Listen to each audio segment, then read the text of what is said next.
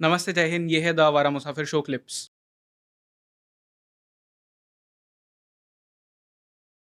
कभी कोई ऐसा एक्सपीरियंस हुआ है जहाँ पे जो एंटिटी थी वो बहुत ज़्यादा डेंजरस थी, एंड डेंजरस जो हॉरर फिल्म्स में जिस तरह से दिखाते हैं वैसा कुछ?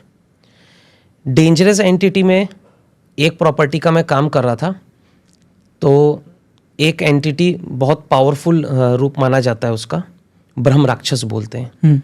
ऐसा कहते हैं कि बहुत पावरफुल है। तो मेरा कभी कोई ऐसा एनकाउंटर हुआ नहीं किसी की प्रॉपर्टी पे काम करते हुए ब्रह्म राक्षस से, लेकिन एक बार मैं अपने ध्यान में बैठा था, तो मैंने एक प्रॉपर्टी का काम करा था, लेकिन जिसने उनकी तरफ नेगेटिव एनर्जी भेजी थी ना, वो भी उस काम पे लगे हुए थे, उनको पता चल गया था। तो मैंने जब वो हटाई, मुझे ये नहीं पता कि वो ब्रह्म राक्षस है या नॉर्मल, मैं तो हमेशा नॉर्मल एनर्जी समझ के शिफ्ट कर देता हूँ। मैंने वो हटा दी, तो वो हमारी लीनेज में नहीं गई। वो लीनेज में न जाके जिसने काम करा था उसको पता चला, उसने वो मेरी ही तरफ फॉरवर्ड कर दी। अब ब्रह्म राक्षस बहुत पावरफुल होता है, इसका ऐसा कोई मोक्ष का द्वार नहीं बनता। दिखता कैसा है? दिखता देखो ऐसा है कि कोई एक स्पेसिफिक फॉर्म इंसान की तरह तो इनका नहीं होता, लेकिन मेरे सामने जब मैं आंख बंद करके बैठा था, जब मैं फील कर रहा था कि कुछ आ रहा है, अब तो जब कुछ आ रहा होता है ना, तो मेरी वाइब्रेशंस बढ़ती हैं, मेरा सिर भारी होता है और मुझे सिर में फील होने लगता है कि हाँ अभी कुछ है। तो उसी समय मैं आंख बंद करके उसको देखने की कोशिश करता हूँ। तो जब मैंने आंख बंद करी तो मुझे मेरे ही अपने प्रॉपर्टी के बाहर का एरिया दिखा, काला धुआं धुआं सा हो गया, और एक बहुत बड़ी एंटिटी, एक विराट रूप होता है जैसा जिसको हम कह सकते हैं बॉडी बिल्डर, उसका शरीर बहुत बड़ा है और बहुत चौड़ा है, लेकिन वो प्रॉपर ब्लैक है। और ब्लैक होने के बाद ना बॉडी पे ऐसा जैसे कोई जला हुआ इंसान होता है ना, हाँ। उसके ऊपर ऐसे लेयर्स लेयर्स बनी हुई होती हैं, उस टाइप में वो रहता है। लेकिन उसका जो आने का फ्लो होता है ना, वो इतने पावर में होता है कि मुझे महसूस हो जाए कि हाँ ये आएगा और आते ही ये अब घुसेगा, इसको रोकना मुश्किल है।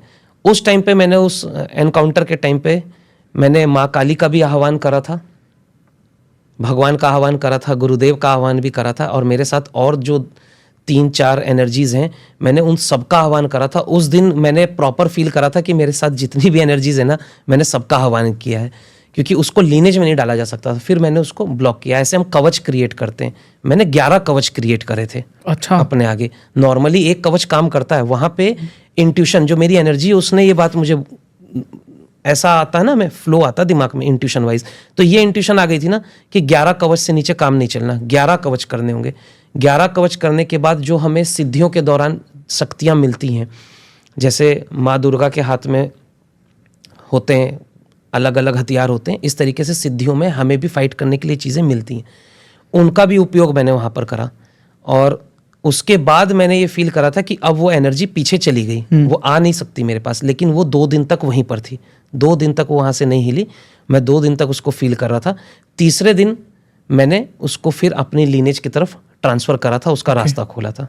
तो 2 दिन तो मैंने भी वेट करा उसके लिए। तो कहा जाता है तंत्र में कि ब्रह्म राक्षस बहुत बड़ी पावर होती है, अगर वो किसी के ऊपर छोड़ दिया जाए तो मैनेज नहीं कर सकते, वो अपना काम करके ही जाएगा। लेकिन गुरुदेव की कृपा से, भगवान श्री नित्यानंद जी की कृपा से मैंने वो एनकाउंटर भी फेस करा, और उसको भी सक्सेसफुली मैंने लीनेज में ट्रांसफ़र कर दिया था। ओके।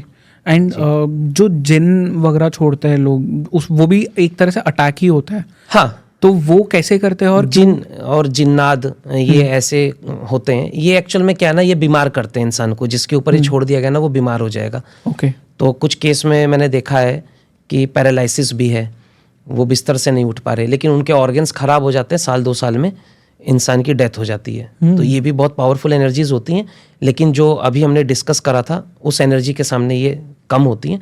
तो जिन्नात तो बहुत काम किए हमने, बहुत शिफ्ट करें। ओके। इसमें कोई प्रॉब्लम आती नहीं, लेकिन जिसके ऊपर है ना, उस डर को और उस भय को, शरीर के कष्ट को वही इंसान समझ सकता है जिसके साथ वो है।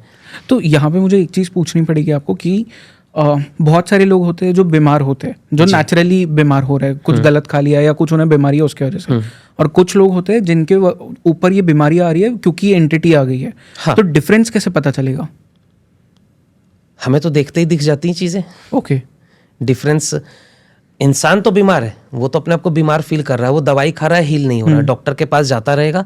कुछ केस तो मेरे पास ऐसे आए थे कि हमने सारा ही चेकअप करा लिया, इवन कैंसर तक के हमारे टेस्ट हो चुके हैं, कोई बीमारी नहीं है, लेकिन मैं स्वस्थ भी नहीं हूँ, जॉब तक छोड़ दी। ठीक है, उस केस में उस इंसान को समझ जाना चाहिए कि अब कुछ यहाँ पे नेगेटिव है।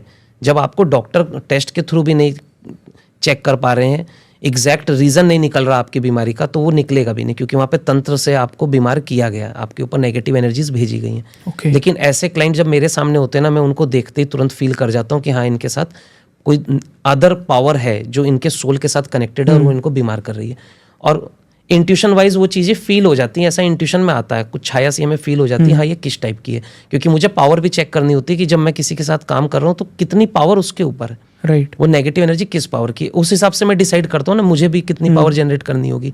हो सकता है ऑन स्पॉट उस समय मैं रुकूँ, 5 मिनट 10 मिनट का मुझे गैप भी चाहिए, उसके बाद फिर हम शुरू करते हैं उनकी हीलिंग्स।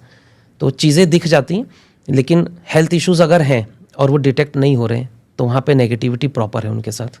ओके।